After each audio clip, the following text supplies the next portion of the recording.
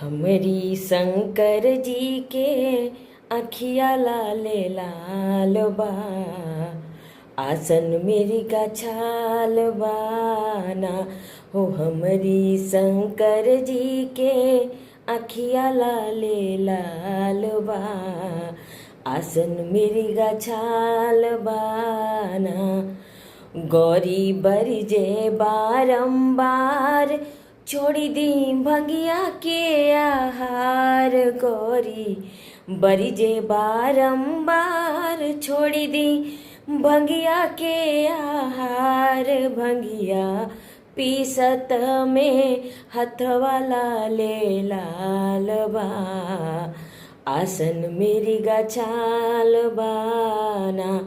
हो हमरी शंकर जी के अखिया लाले लाल बा, आसन मिर्गा छाल बाना। हो हमरी शंकर जी के अखिया लाले लाल बा, आसन मिर्गा छाल बाना, आसन मिर्गा छाल बाना।